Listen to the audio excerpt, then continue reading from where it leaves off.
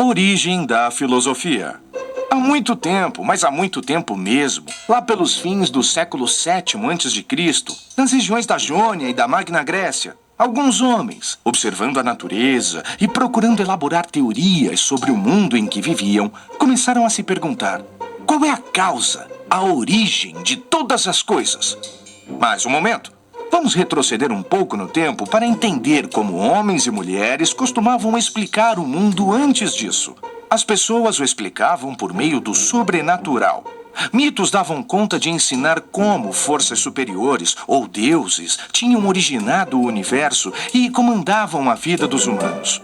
E o mundo grego seguiu assim até que o desenvolvimento político e econômico dessa região, a ampliação do comércio e a secularização da sociedade levaram a uma valorização da realidade concreta, dando condições para o florescer de um pensamento racional e pragmático. Além disso, é possível que, no contato com outros povos que tinham seus próprios mitos, alguns gregos tenham relativizado sua tradição religiosa. As crenças sobrenaturais esbarravam no inexplicável. As respostas eram inacessíveis. Era preciso conseguir explicações sobre a natureza buscando causas e respostas no próprio mundo natural. Afinal, um determinado fenômeno deve ter tido uma causa, origem, que resultou em um determinado efeito. E, consequentemente, esse fenômeno resultou em nova causa e efeito que deu em um novo fenômeno. Fenômeno esse que, por sua vez, resultou em nova causa e efeito e assim por diante, até que os fenômenos naturais se relacionassem e se explicassem. Mas qual foi essa causa primeira de todas as coisas?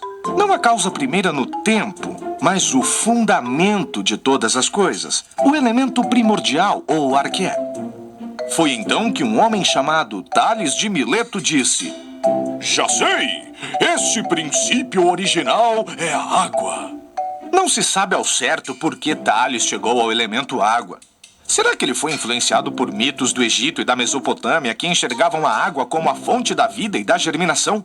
Será porque acreditava que tudo era composto de água, até a decomposição e a putrefação, e por isso a totalidade das coisas teria surgido dela? Será porque ela mata a nossa sede? Será porque...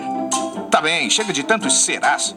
A verdade é que, com isso, ele deu início a uma nova tradição, que posteriormente ficou conhecida como pensamento filosófico científico. Tales fundou uma escola, na qual seus discípulos eram estimulados a elaborar reflexões e explicações racionais sobre o mundo que os cercava. Mas ele não foi o único a tentar explicar qual era o elemento que dava origem a todos os outros fenômenos. Outro importante filósofo que levantou hipóteses a esse respeito foi Heráclito. Para ele, o fogo era o elemento primordial. O fogo, também chamado de logos, seria apenas o símbolo de algo que, por sua própria natureza, se transformaria em outra coisa e por ela seria transformada. Para Heráclito, tudo está em movimento e em constante mudança, mas ainda assim existe algo único nessa pluralidade de manifestações do real. Foi Heráclito quem disse: "Tu não podes descer 2 vezes no mesmo rio, porque novas águas correm sempre sobre ti." Mas havia outra corrente, a dos Eleatas, que defendia que a realidade era única e imóvel. Parmênides, um de seus principais expoentes, dizia que os movimentos são ilusórios, pois há sempre algo permanente percebido pela razão. Esse algo permanente é o ser, o elemento primordial para ele. Diferentemente de Tales, Heráclito e Parmênides, o filósofo Demócrito não explicava a realidade por meio de um só princípio, o que o classifica entre os filósofos pluralistas. Para ele, nada menos do que milhares de átomos imperceptíveis no vazio dariam origem ao movimento e aos fenômenos naturais. Apesar de esses filósofos muitas vezes discordarem entre si, eles todos ficaram conhecidos como pré-socráticos. Isso porque vieram antes de Sócrates, importante filósofo do século V, que introduz nas discussões filosóficas questões relacionadas à ética, à política e à condição humana e social. Mas, calma aí, Sócrates. Você não é o nosso tema de hoje. Vai ter de voltar outro dia. Pois bem, falávamos dos pré-socráticos, que viveram entre os séculos VII e V a.C. e que ainda estavam preocupados principalmente com questões cosmológicas, ou seja, relacionadas ao universo e à ordem das coisas. Eles debateram suas ideias e foram responsáveis por desenvolver a filosofia na antiguidade.